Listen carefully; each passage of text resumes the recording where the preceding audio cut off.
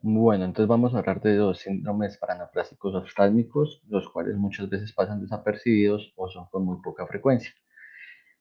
Vamos a tener principalmente tres grupos de estos síndromes. El primero serían los síndromes paraneoplásicos que afectan como tal la visión, que pasa que todos serían retinopatías. Síndromes paraneoplásicos que afectan como tal la motilidad ocular, o sea que afectarían ya como tal los movimientos propios del ojo. Y por último, síndromes paraneoplásicos que serían como más dermatológicos, que también pueden tener una afectación como tal ocular. Entonces, los principales de los que vamos a hablar sería la retinopatía asociada al cáncer, la retinopatía al melanoma, neuropatía óptica paraneoplásica, el síndrome de Lambert-Eaton, eh, el obscurus micronus y la dermatomiositis. Entonces, primero tendríamos la retinopatía asociada. Esta sería una de las principales síndromes que podemos afectar, puesto que se produce por una respuesta inmune como tal, que se produce la degeneración de los fotorreceptores de la retina, lo cual produce que el paciente pues, vaya perdiendo algunas características de su visión. Como podemos observar en la imagen, tenemos los factores tumorales, los cuales van a ser como una producción de, como tal, de antígenos, anticuerpos, ¿sí? Entonces, ¿qué van a pasar? Que esto antico, antirrecoverina sería como tal un antígeno que también va a afectar a los fotorreceptores como tal. También vale aclarar que qué va a pasar con ellos. Por lo general, estos antígenos anticuerpos van a producir la apoptosis de estas células como tal. Entonces van a afectar de una gran manera la visión del paciente. Aunque hay algunos genes que se han intentado demostrar, por lo general aparece una mutación en el gen P53, supresor tumoral, también localizado en el cromosoma 17, que afectaría este tipo de retinopatía. Ahora vamos a hablar del siguiente, que sería la retinopatía asociada a melanoma. Aunque es poco común, por lo general se realiza el diagnóstico después de que el paciente ya tiene su melanoma, es aproximadamente de 3 a 6 años, por lo general. Aunque tiene un rango de 2 a 19 años, puede alcanzar a darla después de que tenga el melanoma como tal el paciente. Al igual que la retinopatía asociada al cáncer, también juega un papel fundamental de la respuesta antígeno-anticuerpo por el mimetismo molecular que juegan estas dos estructuras. También tendríamos una sintomatología clínica que refleja una disfunción de los bastones como tal.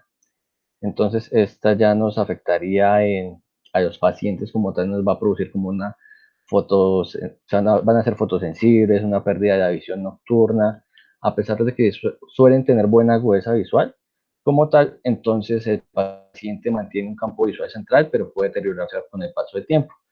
También da aproximadamente en la sexta década de la vida de cada paciente, entonces es como un factor de riesgo que sería bueno como tenerlo en cuenta.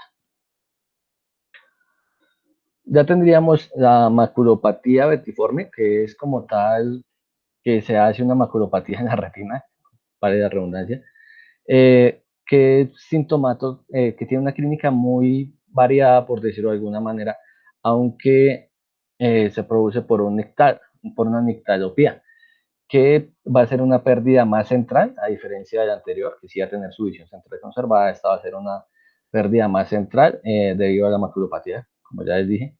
Y también la lesión es muy fácil de observarla con el fondo de ojo.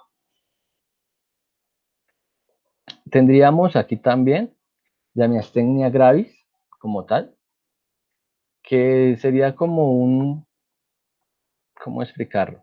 Es como una enfermedad ya neuromuscular como tal, que se da por atrofia que también es autoinmune, se da por atrofia de las diferentes células nerviosas como tal, y afecta directamente los músculos ya de ojo como tal. También se caracteriza porque puede perder la visión en un grado variable, o sea, puede ser tanto alto como bajito, y por lo general afecta la musculatura esquelética que tendríamos en los ojos. También se va a caracterizar porque el paciente nos va a perder como tal fuerza y va a sentir como un cansancio que va a mejorar mucho con el descanso cuando el paciente termina su rutina diaria.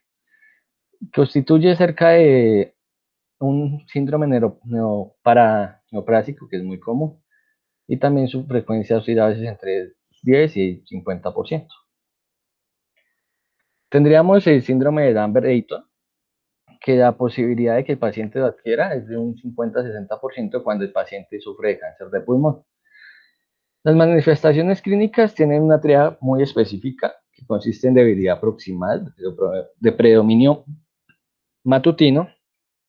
También va a tener una resequedad bucal, una disfunción eréctil y una reflexia. También se presenta en estados avanzados de síndrome cráneo-medular y también en algunos casos nos puede producir dispronia y disfagia, pero eso ya sería más por el cáncer como tal. Por último, ya tendríamos los síndromes paraneoplásicos dermatológicos que afectan como tal el ojo. Entonces tendríamos primero la dermatomiositis, que como tal es una miopía inflamatoria que se caracteriza por cambios cutáneos en la habilidad muscular. Y esto se produce por una inflamación en el contorno del ojo que alcanza a afectar los músculos y por eso vamos a producir el desenfoque y la miopía. También tendríamos el pénfigo paraneoplásico, que produce como tal una conjuntivitis muy marcada en el paciente, que en algunos casos se puede dar de una forma ipsilateral o bilateral, pero tendríamos que tener en cuenta de dónde es que se va a producir esta conjuntivitis. Ahora vamos a pasar a hablar de los síndromes reumatológicos como tal para neoplásicos. Entonces, aquí vemos un ejemplo de las pápulas de Croton que se caracterizan en la dermatomiositis, como ya les dije, y también se va a producir una inflamación que afecta principalmente las articulaciones distales del paciente, ya sean manos o sean pies. Aproximadamente sean 25% cuando es un tumor que se puede ser cerca de la glándula tiroidea o a otra zona cercana al cuello. Bueno, primero hablaríamos de la osteoartropatía hipertrófica, que como la podemos observar acá, se va a caracterizar porque la parte más distal de las falanges se van a ver de una manera muy exagerada, por decirlo de alguna manera, y se va a caracterizar por una triada clínica, que sería artritis, acropatías y periostititis. Como podemos observar en la imagen, vemos los dedos en palillo o en forma de palito de tambor, con el que tocan las, como de baqueta, sería ahí. Y esta se caracteriza mucho porque las uñas se van a curvar y van a crecer de una manera muy, muy grande, por decirlo de alguna manera. También se han encontrado que esto se debe a un nivel en el factor de crecimiento plaquetario endotelial y esto se va a dar principalmente en pacientes que tienen carcinoma pulmonar o que pueden tener algún tipo de acropatía como tal. También tendríamos la poliartritis paraneoplásica. Este ya es como más frecuente, por decirlo de alguna manera, en el cáncer de pulmón y de mama. ¿Y qué se va a caracterizar? En que el paciente va a tener como artritis, pero muy marcada y en varias articulaciones. No es una artritis marcada, sino ya es como de varias articulaciones en sí, que a veces es de un comienzo agudo, pero el paciente va a llegar con un dolor muy elevado.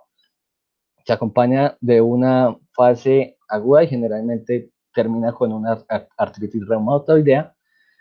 Hasta la fecha se desconoce cuál es el mecanismo de acción y por qué se inflaman tanto las articulaciones, pero lo que sí sabemos es que los pacientes responden muy bien al manejo con AINES y corticosteroides. Y muchas veces mejora después de que se extrae el cáncer, ya sea pulmón o de mama. También tenemos la polimialgia reumática. Esta se va a tratar principalmente porque el paciente va a tener como una sensación de impotencia porque no puede realizar los movimientos que realizaba antes, que se hace en la cintura escapular, y también que el paciente va a presentar unos factores de unos niveles super altos de la PCR.